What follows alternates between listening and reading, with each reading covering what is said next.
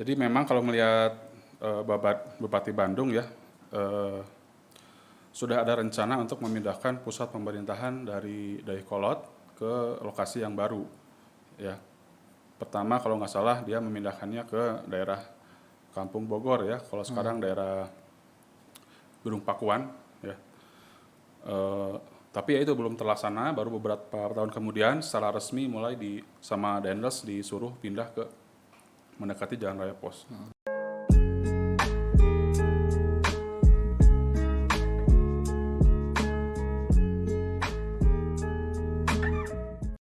Halo, selamat datang kembali lagi di podcast Pisan Ngopi Santai bersama Kanvas Kosong.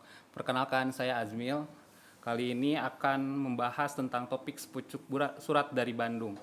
Topik sepucuk surat dari Bandung ini adalah podcast tentang seri bertutur tentang sejarah Kota Bandung, baik sejarah resmi ataupun sejarah resmi yang berkenaan dengan tentang Kota Bandung.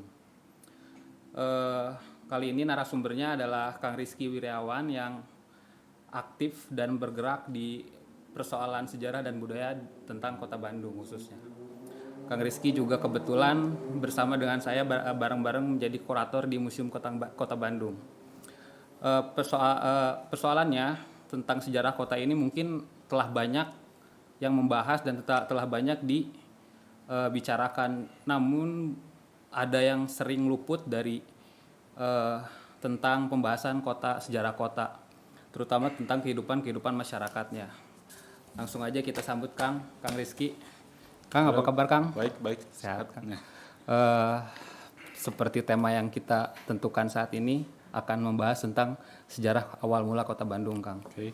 Tapi sebelum mulai ke pembahasan, kita ngopi ke lawe Kang. Siap. Santai.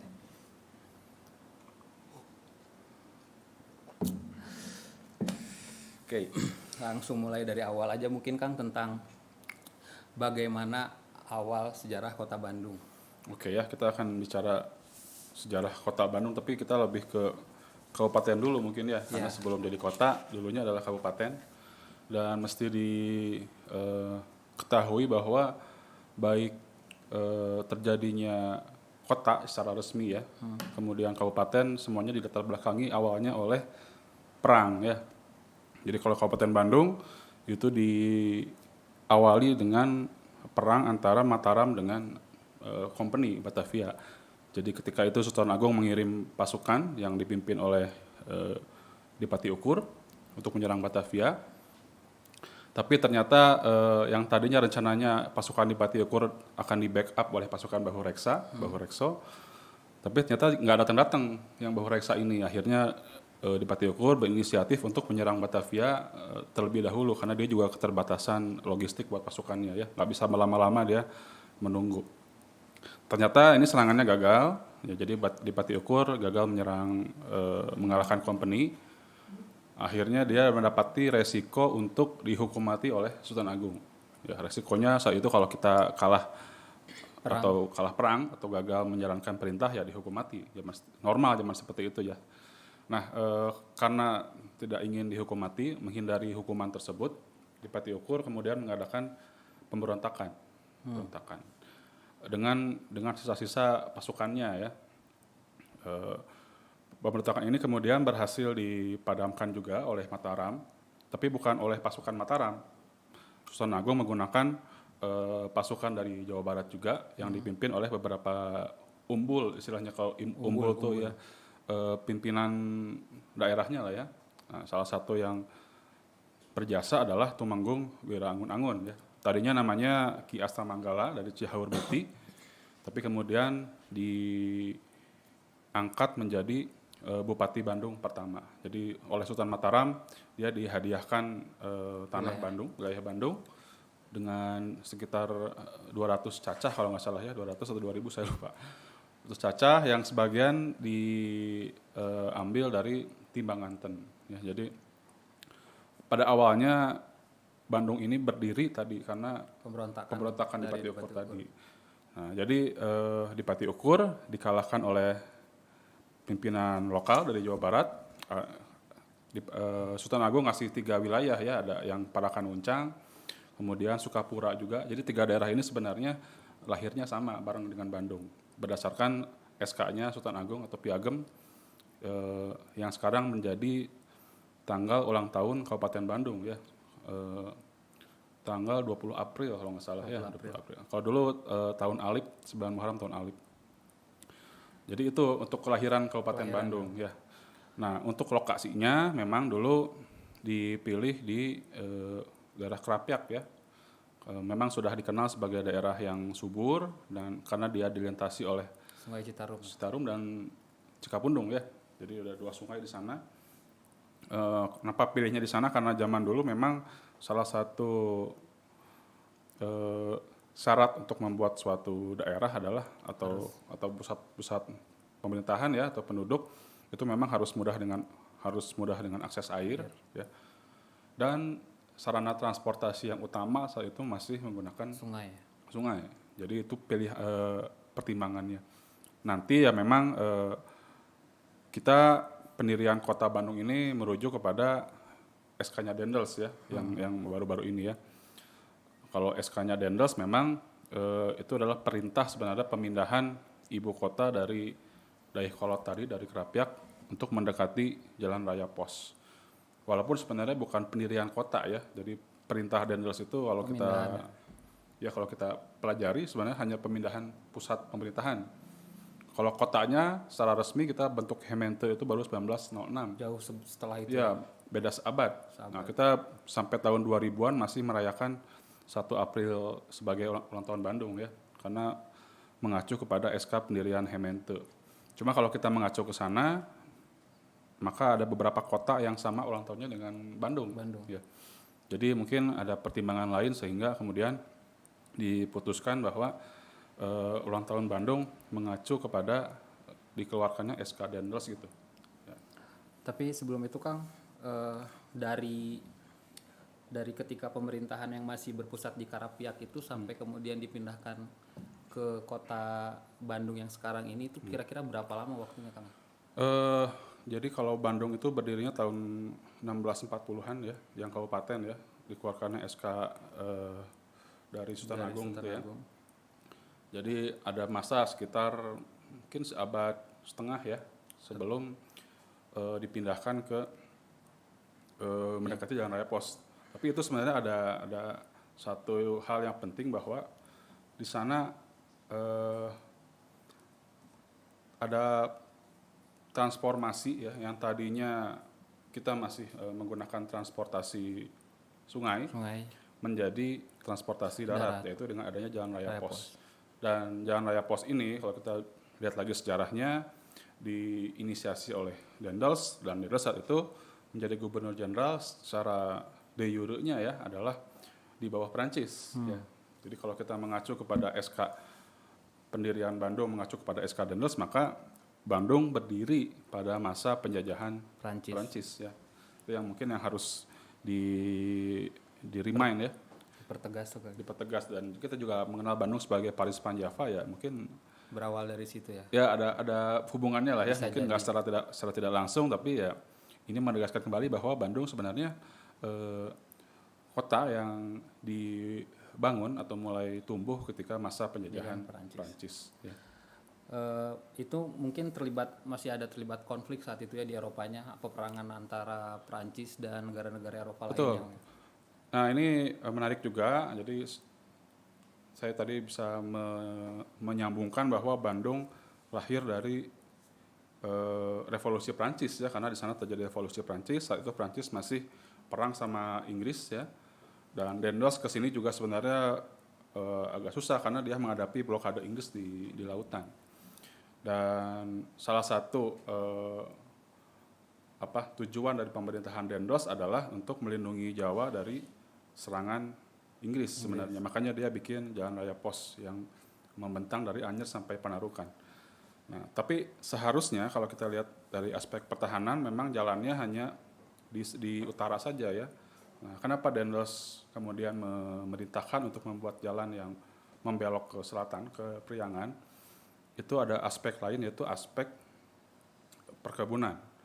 Jadi saat itu Priangan sudah dikenal sebagai penghasil kopi ya, kopi terkenal di dunia, kopi yang sangat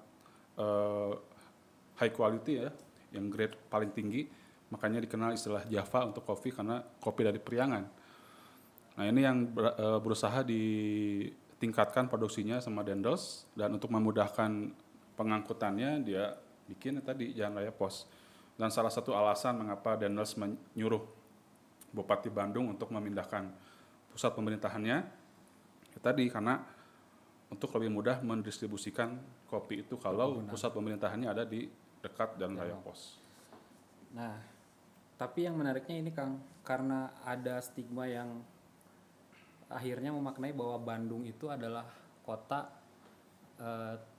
bukan ciptaan, kota yang dibentuk atas perintah kolonial. Ya. Tapi kan sebagai masyarakat pribumi juga saat itu sudah ada rencana untuk memindahkan kota. Betul, ya.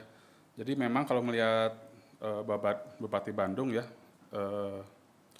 sudah ada rencana untuk memindahkan pusat pemerintahan dari Dayakolot ke lokasi yang baru. Ya, pertama kalau nggak salah dia memindahkannya ke daerah Kampung Bogor ya. Kalau sekarang daerah Gunung Pakuan ya. Tapi ya itu belum terlaksana. Baru beberapa tahun kemudian secara resmi mulai sama Dendels disuruh pindah ke mendekati Jalan Raya Pos. Tapi memang sebelumnya sudah ada rencana dari Bupati Bandung untuk memindahkan pusat pemerintahannya ke lokasi yang baru yang lebih utara. Kalau nggak salah ke Cipaganti juga pernah ya, makanya ada istilah Cipaganti karena ini mengganti Pusat pemerintahan ya. Kemudian juga ke Kampung Bogor, tapi belum sempat dibangun kayaknya. Nah, pertimbangannya tadi salah satunya karena di tempat yang lama itu dia terletak di kawasan yang dilintasi oleh 2 sungai. Nah, itu sering terjadi banjir.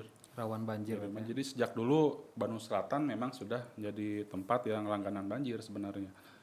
Jadi kalau sekarang kejadian lagi sering ya sebenarnya dari sejarah dari ya, dulu ya Kang ya. memang sudah seperti itu gitu. Bukan salah yang membangun di sana gitu ya. Memang keadaannya seperti itu. Jadi nggak bisa dihindari. Berarti bisa dikatakan bahwa pemindahan pusat pemerintahan itu sebenarnya campur tangan kolonial itu hanya mendorong untuk lebih cepat aja sebenarnya Kang ya.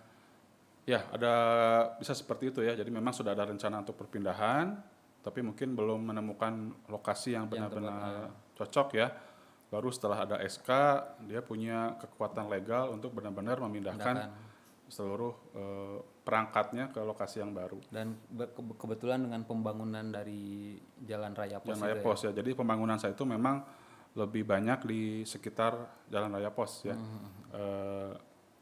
Dan kita juga bisa lihat bahwa kalau kita ke Dayakolot sekarang mungkin tidak bisa menemukan peninggalan ibu kota zaman dulu ya.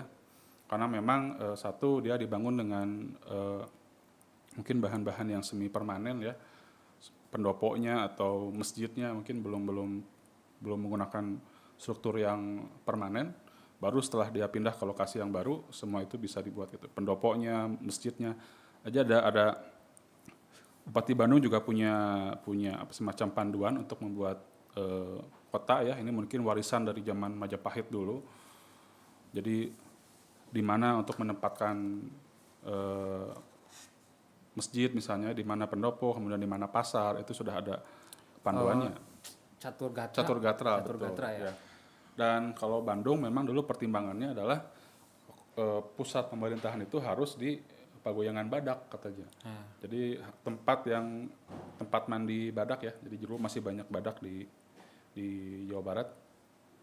Mungkin secara simbolis itu adalah daerah yang subur ya, punya sumber air dan ya punya mata air ya yang utama karena zaman dulu itu sangat vital sekali. Makanya juga di daerah alun-alun pasti ada sumur Bandung itu ya seperti itu. Jadi banyak pertimbangannya dan dengan adanya perintah dari Dendels ya proses itu dipercepat ya. Nah